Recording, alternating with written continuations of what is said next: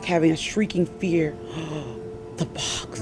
You did something wrong, you go in the box, and you could be in that box for days and then know when you're going to come out. It's confusing, contradictory, and a little eerie. The place where she hid from police behind signs depicting her love of Jesus. It almost feels like overcompensating. Police say Young is a former cult leader who ran a religious boarding school in Florida. The children called her mother Anna. And it's so unbelievable that you wonder if it's true or not. Be in boxes and eat cow manure and everything because they love God so much. After receiving a tip, investigators now believe she may have abused countless others, with murder charges now filed. All the allegations surfacing because one woman turned her in, her daughter. She may talk as if she's a God-fearing person, but don't let that fool you. I wish I could put her in a basement, and every time I think about her abusing kids, I would go down there and just abuse her in some type of way.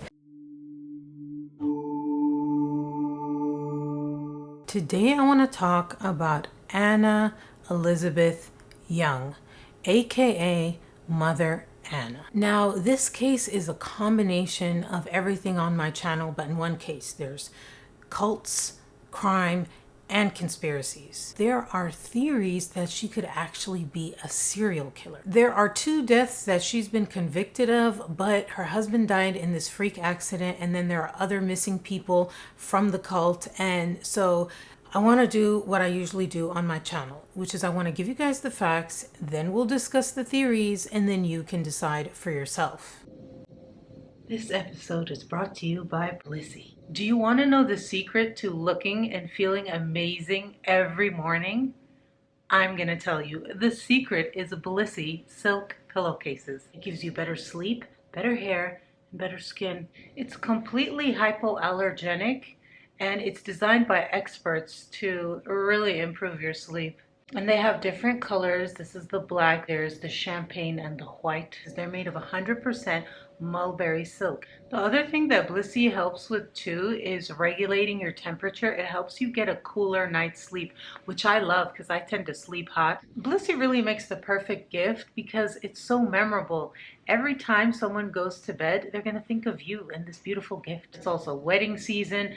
It makes a perfect gift for someone you love or for yourself. Treat yourself to a silk pillowcase. It doesn't absorb the moisturizer off my face like the cotton pillows do. It reduces hair breakage by 43%, and it's non-toxic. And if you go to blissy.com/Noor, you get an additional 30% off, and there's free worldwide shipping. Go to blissy.com/Noor to get an additional 30% off at checkout. Okay, so the whole thing started when Mother Anna and her daughter Joy had an argument. This was around 2015. Joy had a 15-year-old son, and he had run away and gone to his grandmother's house. And his grandmother, Mother Anna, was mad about it, and she was criticizing Joy about her parenting. Now, Joy, she felt like her mother was overstepping, and it was too much for her to take, and she got into an argument with her mom. The argument was so bad they were both yelling and screaming, and the next thing you know, Mother Anna is coming at her daughter Joy with a metal lamp. It was then that Joy blurted something out that would change everything. I blurted out, "How can you tell me how to raise my kids when you killed 2 children?" There was a dead silence, and according to Joy, she said, quote, "When I said it and I saw the look on her face, I knew I'd crossed the point of no return. Then I saw her have a look I haven't seen in years, since we were at the house of prayer." Joy says her mother screamed, "You're a liar." She says she could feel the spit on her face as her mother yelled at her. That was when Joy decided she was going to reveal the secret, her mother's secret, that she had been hiding for decades. She called the cops and she told them. So the sheriff's office opened an investigation into the case. Turns out, can you hear my dogs barking? They're going to do that. Sorry. Turns out that Mother Anna already had a criminal case, and it goes back to 1992. There was a little girl. Her name was NIKKI Nicholson, and what happened to NIKKI was messed up. Now, I'm going to warn you. I need to warn you. trigger warning, okay? Pretty much for this whole video. Now, I know my channel isn't about butterflies and rainbows, but this is bad even for my channel. And that's really saying something, okay? So this is your warning. Don't say I didn't warn you. This is your warning. This girl was put in Mother Anna's boarding school, aka cult. It was called the House of Prayer for All People. NIKKI was struggling in school, and so her parents thought it would be a good idea to send her to Mother Anna's boarding school. Remember, this is a cult, but it was presenting itself to be a boarding school. So one day, Mother Anna decides that NIKKI smells bad and like wasn't bathing herself properly.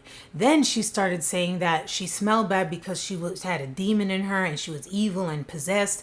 And so Mother Anna decided to teach her how to bathe her oh my God. She put her in this tub, and in the tub, Mother Ann put scalding water, bleach, half a box of Ultra Tide, and just 2 small capfuls of coconut pick and save bubble bath liquid. And Mother Anna said maybe this would burn the evil out of her. Remember, this girl's 12 years old. She puts her in this tub, which as you can imagine is excruciating. And so then she has other cult members holding NIKKI down in this tub of chemicals. They were scrubbing. Oh my God. Not the abrasiveness with the chemicals. They only let her out when one of the cult members who was holding her down told Mother Anna that her skin was coming off. I told you this was graphic. So she ends up getting taken to the hospital. And so her sister is Jerry Hill. Her sister was also part of this cult. Words can't explain how I feel about her. I wish I could put her in a basement, and every time I think about her abusing kids, I would go down there and just abuse her in some type of way. She may look like a good person, or she may talk as if she's a God-fearing person, but don't let that fool you. Mother Anna told NIKKI's parents like not to come, and that was weird to them, and so they showed up anyway. They were just speechless when they saw my sister laying there and had been burnt the way that she was. And so this is what Jerry said. She says, my mom felt like it was kind of strange for her to tell her that, so my mom went anyway. They were just speechless. They didn't know what to do or what to say. They said that her hands were tied to bedposts so she wouldn't make her wounds worse. And Anna had delayed treatment for these burns. Instead, she was putting herbal creams on them, which weren't helping because they were really severe burns. Eventually, when the parents came, they took her to the hospital and she had to go through excruciating treatment. Because of her burns being so severe, she had to learn how to walk again. She had to initially crawl. As you can imagine, NIKKI was traumatized by this. Other than just the physical trauma and the pain was the mental trauma. She became extremely ashamed of her legs. She wouldn't wear anything except for like long dresses, and it messed her up completely, and it's really sad. And she ended up dying pretty young. She died of diabetes, and so her life was just tragic. NIKKI's parents end up filing charges, but Mother Anna went on the run. She actually went on the run for 9 years. She was a wanted woman. They had her on the National Enquirer. And the same month that she was on the National Enquirer, she was actually found in a family member's attic 9 years later. So this was in 2001 where she was found and convicted for child abuse. And she only got 6 months. Yeah, for doing all that, 6 months. She served her time. She got out. And she was a free woman. Fast forward to the fight I told you earlier between Mother Anna and her daughter Joy, when Joy has that outburst and calls the cops. So at this point though, Joy and her mom, Mother Anna, are not talking, and she doesn't know where she is. So they have to bring in the Fugitive Task Force, as well as they open an investigation into Mother Anna. Part of this investigation, they spoke to these other cult members, which a lot of them were children. They were now adults. One of those people is John Neal. Now, he would end up being a really important part of this case. It happened at a Walmart in Marietta, Georgia. John Neal was at the Walmart. He smells this strong smell of perfume. He turns around. and he sees an elderly woman wearing a denim skirt and her head wrap on her head, and he freezes. He stops. He said his heart damn near stopped. It was Mother Anna. Now remember, John Neal was just a kid when he was in this cult, and he suffered horrific things at the hands of Mother Anna. So he kept his eyes on her. He didn't say anything to her. He kept his eyes on her. He even went to the parking lot and took pictures of her car. It was a burgundy minivan, and it had all these religious bumper stickers on it. One of them said "Forgiven." John calls the cops, and he says, "I saw her." So let's talk about John Neal and what happened to John Neal real quick. He said, quote, "She had more power than God out there at that place. She was God out there. Whatever she said happened." John doesn't just have emotional scars from what happened to him. He has literal scars on his back because he got these beatings, these whippings on his back, and he was only 7, and it was over a piece of candy. He says that Joy, Mother Anna's daughter, told her mom that he had taken some candy, which he says he didn't take the candy. Mother Anna said he should get 33 lashes for stealing candy, which he didn't even steal, because Jesus died on the cross when he was 33. And so then, though, the worst part is that if he moved, which was inevitable, they would start counting from the beginning. So he did move, and they would start from the beginning. So it was way more than 33. The next part tells you how much control Mother Anna had on everyone there, because John was there with his mother. And at one point during these lashings, Mother Anna says, "Call his mother in. I want her to see this." They bring the mother in. And this is what happened according to John. He says, "And she just looked terrified. And I was looking like, help. And she didn't say a word. I didn't say a word. And they just carried her away." And it continued. From that point on, I knew I was in it by myself. Despite all this abuse, though, when John saw Mother Anna at that Walmart, he didn't think of himself first. He thought of his sister, KATONYA, and what happened to her, which is a whole other thing, and I'm going to get into that. But let's continue with the timeline so we don't get confused. So he calls the police and he says, "I saw her." So the fugitive task force that was looking for her, they start surveillance on her. Eventually, they find her at her home and they arrest her. Everyone in the neighborhood was shocked because they thought she was this God-fearing little old lady, and now they're hearing she's this like evil cult leader killer. Neighbors can't believe their quiet elderly neighbor had a secret so dark. She's living down the street from me, and it's horrifying, really. I just don't know where you could get that mindset to even do that to a child. They were so quick about it. They were just really in, grabbed her, threw her in the car, and then one car went speeding off. Somebody was down there crying. We don't know what was going on about that. The charges against Mother Anna were for the murder of a little boy, 2 to 3 years old. His name was Iman Harper, but they had renamed him Baby Moses. So the story with Iman is his mother gave him to Anna. And she, again, just like what happened with NIKKI, she thought she was doing something good. She was a prostitute, and so she felt like giving him to this religious boarding school would be better for him than the life that she was living. When the cops arrested Mother Anna, the investigators asked her, "Did you do this? These are the charges." And she said, quote, "All I can say is God knows." Then the cops came out and they said, "We got her for this, but we actually think through our investigation that there could be many, many more victims." Quote, "We think there are many, many more.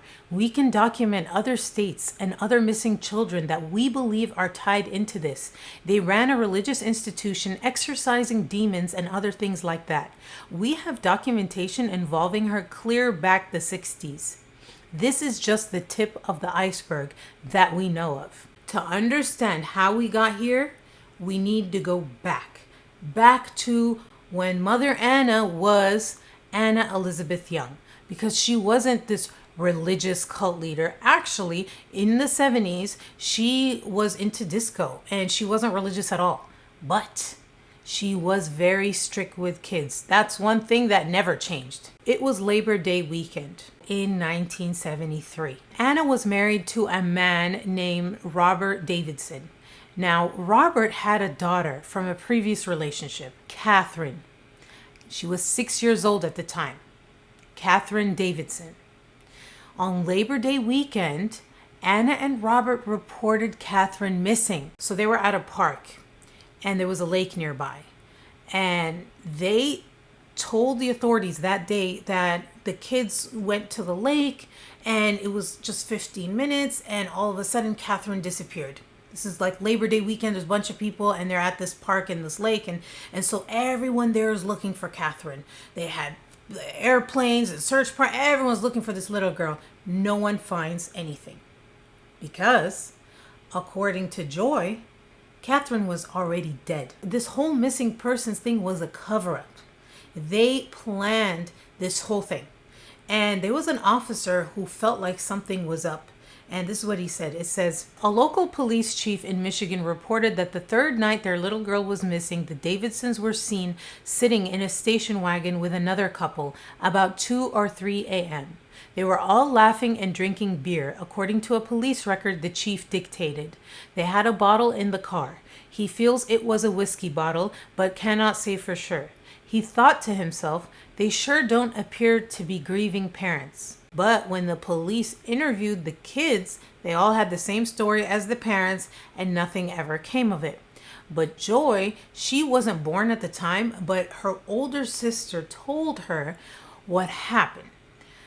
What happened was Anna, she was very strict with kids. Remember, she's a disciplinarian. For some reason, she decided to punish Catherine by beating her, tying her up, and gagging her and putting her in a closet.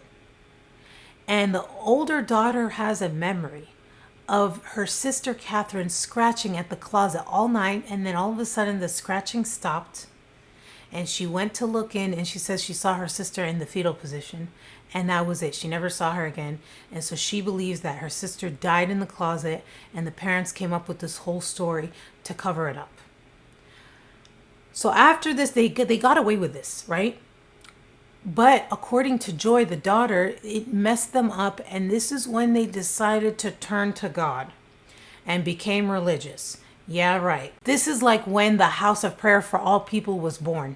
And according to Joy, she thinks that they were grieving Catherine and this was their penance. Paying penance, Kathy's death, and my dad right along with her. They started up to help people. So it's 1983 and they get this property, this rural property in Florida. This is the House of Prayer for All the People. Their whole concept was this is a place for second chances. It didn't matter what you did.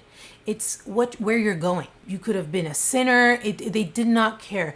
All they cared about was, are you willing to repent and you can have salvation? And so they actually targeted rehabs or people who were criminals or prostitutes or unwed single mothers.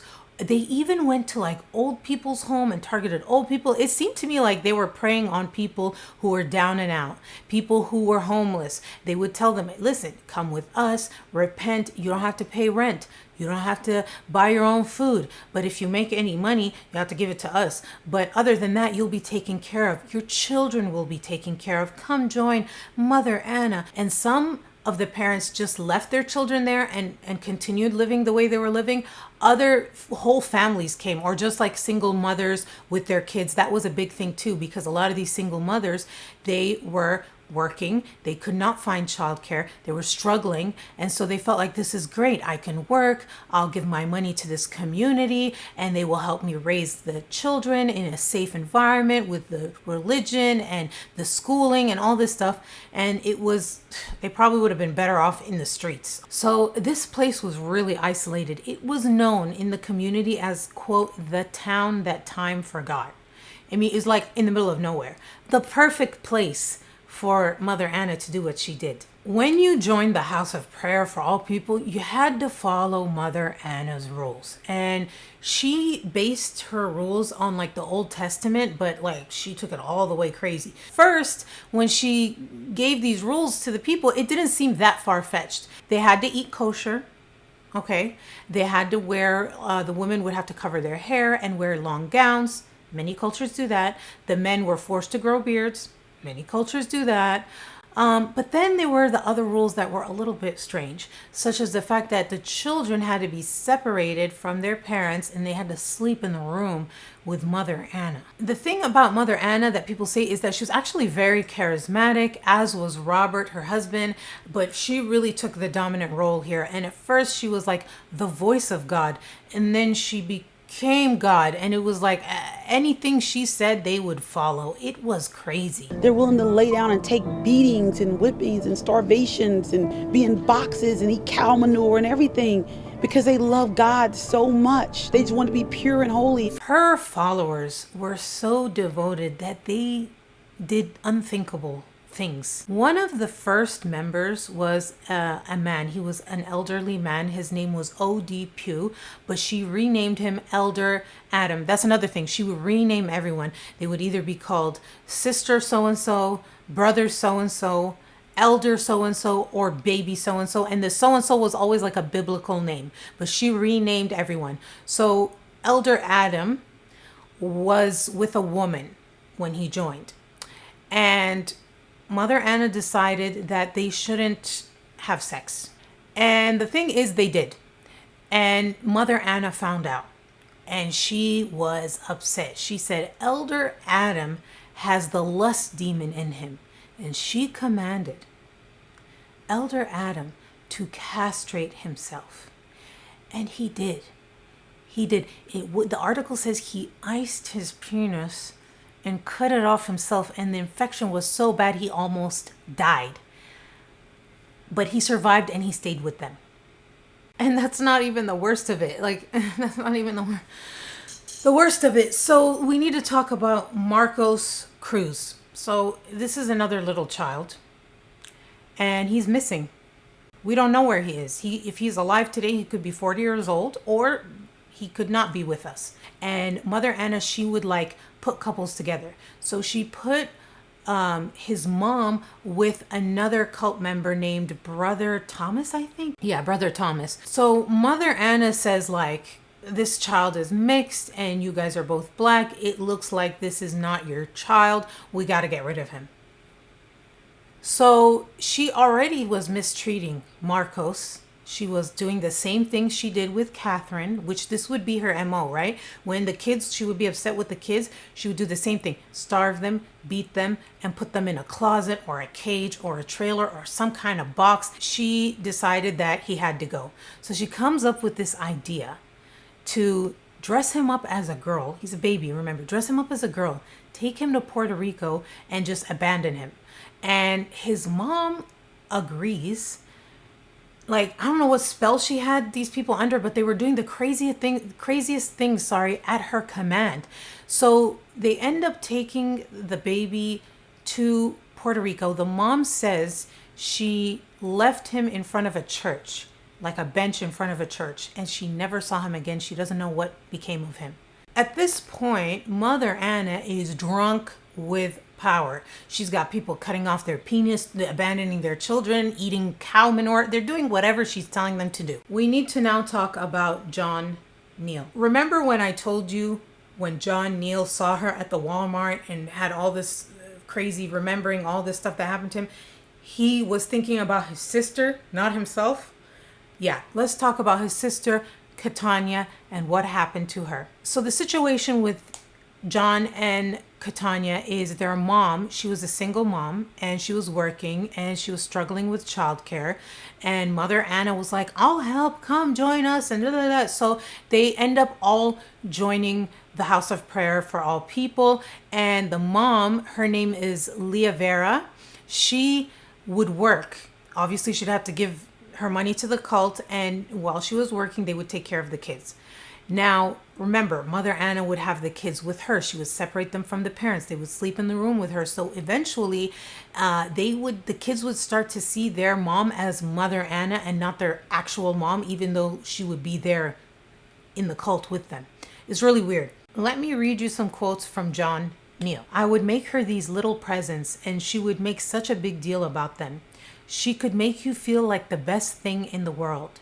She could also make you feel like the worst. She would just berate people, tell them they were worthless, the women were whores, and how they need to repent and have faith. There was just a constant stream of negativity. People were brainwashed, like the Jim Jones thing. If Anna had said, drink the Kool-Aid, we would have drunk the Kool-Aid. She used fear and she used God. Number one, she used God.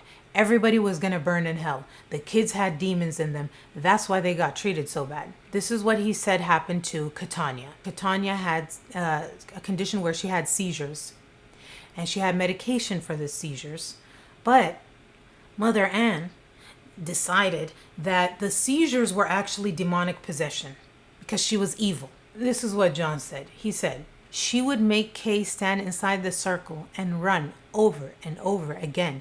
Kay would have to chant, Jesus, Jesus, Jesus, for hours. She was beaten and starved. Anna would tell Joy and me to make Kay run and to hit her with a stick if she stopped. We treated it like some kind of game. Now Joy remembers this too. And everyone was chanting, the blood of Jesus, the blood of Jesus, the blood of Jesus. This is John again. He says, I believed everything Mother Anna said. She had complete control over me. I thought Kay had a demon in her. I beat my own little sister. I had no sympathy for her. I had no sympathy for any of the kids. All I thought when one of them got beat was better them than me. This whole running around and getting beat with a stick, it sent Kay into a seizure. Instead of giving her medicine, Mother Anna denied her medicine and started hitting her even more. What the hell, man? It's outrageous. So Joy says what happened. She could hear this. She was there when this all went down. Mother said, she's got to go to the box. I remember like having a shrieking fear. The box. I heard her screaming in the next room over, getting a spanking, and it was intense. And then all of a sudden the crying stopped. And I thought she was dead because they rushed her out, and I just saw her limp body. They end up taking Kay to the hospital, but she died. The cause of death on the certificate was that she had a seizure, and the cops end up questioning her mom. Not Mother Anna, but her actual biological mom. And she ends up doing some jail time for this. But Mother Anna gets away with it. Nobody tells on Mother Anna. But then something would happen that would put Mother Anna under the microscope. John Neal, Kay's brother, he had an infection. He got an infection. It was really bad. They end up taking him to the hospital. The same doctor who treated his sister treated him. And this doctor noticed that he had these scars on his back from the lashes, and he had a piece of his ear missing. And so he calls the authorities, and he's like, they're being abused, and they do this child abuse investigation. But the thing is, everyone at the cult, including Mother Anna, they had a heads up on this, and so they hid John in these compartments and trap doors on the property. This house, it was designed to conceal. The hidden compartments at the farm, those were areas built to hide John Neal. They cleaned up, they made everything look good and super nice and perfect and amazing, and she got away with it. Now, remember the freak accident I told you where her husband died? Okay, this is what happened next. After she gets away with this, her husband dies from a freak accident on the property. This is the official story. It was in 1988, and what the official story is that there was a truck, his truck that he was working on, it was on a jack, and it slipped off the jack and crushed him to death. The investigators were asked by media, was this a freak accident or was this a murder? And this is the quote. It says, some of the things she was involved in are reopened. These are things that were reported as an accident, but were not. The cases were left as unresolved. A lot of the investigators then felt something was wrong, but they didn't have enough probable cause, so they left it unresolved. This really sent Anna into a spiral because, according to her daughter Joy, as if you wouldn't think this is possible, but she became even worse after that. And this is where, remember the baby Moses, aka Iman Harper, who she was charged with his murder. She really wanted this baby. She wanted a baby boy, and her husband Robert were going to take baby Iman in as their own. Everyone says that Mother Anna was really happy. She was like, baby Moses is here, baby Moses is here. And I remember my mom getting the news, we got him, we got Brother Moses. After my dad died, I just remember my mom changing towards him. According to Joy, her mother became very angry and mean towards baby Moses, aka Iman. She's doing the same thing she did with the other kids. She's starving him, beating him, and locking him in a closet. His lips were so crusted over that part of his lip, like the crust, touched my finger. Like, I've given him the water. And sometimes, thinking about it, I still feel it. Sometimes I still smell him. Soon after this incident that Joy talks about, where he was really looked like starving and dehydrated, he died. And Mother Anna commanded the other cult members to take him outside, burn his body, and bury it. Joy remembers this so vividly, and the smell, she said that sometimes she'll just be living her life and then the smell will come back to her and she will have to get a perfume and put it under her nose just to calm down. Now the thing with Joy is she has so much guilt about this. I have to take ownership of my part, not speaking up. And I want to read you some quotes from what she said. She said, I didn't love Moses. I didn't care about John or his sister. I didn't care about any of those kids. All I cared about was getting in my mother's good graces. Mother used to give me a quarter every time I told on one of those kids. So I told on them. I mistreated them. And when they got beat by someone else, I didn't feel anything. I just wish I was one of those kids in movies when you see them, the slave or the child thrown in the barn house and the little kid goes and sneaks and gives him some food. I wish I had those memories of myself, but I don't. I have memories of me being just as bullying and mistreating as she was. This is what I'm ashamed of. This is my life sentence. Really, she shouldn't be feeling this guilt. I mean, it's understandable, but she shouldn't. She was a child trying to survive under these crazy conditions. It's not her fault. But she did start a nonprofit. I want to tell you about it. It's called Prevent the Pain. It's a nonprofit organization that is designed for cult survivors, and it is designed to help them speak out about what happened to them, and also it offers them counseling. It's called Prevent the Pain. Okay, I just wanted to mention that. I really, really hope she forgives herself because it's not her fault.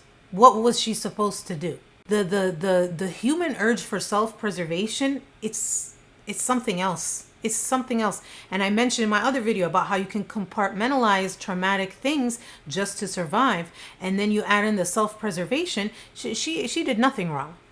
She's a child. A few years after Moses' death was the incident that happened with NIKKI, the one who got burned in the chemical bath. So in the timeline, this happened. She got away with Moses, and then the NIKKI thing happened. Remember, NIKKI's parents called the cops, and that's when Mother Anna went on the run. Then she did her 6 months when she got caught. Then she lived under the radar for years and years and years until that fight with her daughter Joy, when she blurted out, "Don't tell me how to raise my kids when you killed 2 kids," right? She calls the cops, and now we're at the point where Mother Anna is arrested. Once all this information came out and they did all these investigations, they reopened cases, right? They reopened the Marcos Cruz case, like where is he? They reopened Catherine, the stepdaughter, to figure out what really happened to her. In the meantime, Mother Anna got sentenced to 30 years. She pled no contest and she got 30 years. But just 42 days after her sentencing, she died in prison. Her cause of death has not been revealed. All we know from her daughter is that she was in the ICU and she needed 100% oxygen and then she died. But from this picture that I found, it looks like somebody beat her ass in prison, which is awesome, great, amazing, fabulous. She was 79 when she died. We got justice today. And I really hope it was slow and painful, just like all those little kids that she abused, and even the adults. It wasn't just the kids. It wasn't just children that got beat, adults got beat too, just as equally. It's just that children, because their bodies were frail and smaller, they couldn't, live through it. She would have the men beat other men. She would beat the mothers if they tried to protect their kids. I mean, it was just crazy. And she had people do things for her. So if there was one person speaking up, everyone else was so devout that they would, beat the other person and break them down. And that's how you had this complete devotion to her. Remember, you had people cutting off their, and eating manure and stuff just to get in her good graces. I don't know how this happens. It's crazy. So those are the facts. Now let's discuss the theories. So there are basically two theories to discuss. The first one is about her husband. Was that a freak accident, or was it a murder or some kind of foul play? And if it was foul play, who did it? Now, from the reaction that Anna had, where she seemed to be upset and kind of take a turn for the worse after his death, you could say that she didn't want him to die, and she never really mistreated him. He kind of took a back seat to everything and went along with it. And so I don't know. Could it have been someone else? I don't know. The thing is, a lot of these things happened so long ago, and the police, with their investigation, they really can't find a lot of information. And so it's a really big mystery. I don't know. I can't really find anything. It was just, that's what everyone said happened. And that's it. There's that one quote where they said they thought something about it didn't make sense, but they just put it unresolved because they couldn't find enough evidence for probable cause. So I don't know. You guys tell me, what do you think? Was that a freak accident? Was that foul play? I don't know. I kind of can see both ways. Like, she killed all these people. Why wouldn't she kill her husband? But then also, maybe she didn't do it because of how upset she seemed. Or maybe she was just angry. I don't know. That one is a little bit like, I can't tell. And then the other thing is she a serial killer? Like, how many more? And the thing for me is, I don't know what you measure a serial killer. Like, I Googled it and it was like 2 or more. And then some places said 3 or more. But it seems like KATONYA, she killed her. Catherine, she killed her. And Iman. Joy, how many people do you think your mother has killed, whether on purpose or not? Well, I know for a fact 3, and it's children. She's a serial killer, and there could be more. Marcos, we don't know what happened with him. Did she kill her husband? And then there's other kids that are missing, because a lot of these parents, they just dropped the kids off and they disappeared. And a lot of the people that are being investigated, like not investigated, but the people who are witnesses were children at the time. So they do remember some things, but not everything. So it's very possible there could be more. In my book, she's a serial killer, cult leader, evil person. And I'm glad she got beat up in jail. They should have done worse to her, but I'm glad. At least there's some kind of moral code in there, which is good. But yeah, those are pretty much the main theories. I would love to know what you guys think. Let me know. But thank you guys so much for watching, and I will see you guys in the next one. Bye.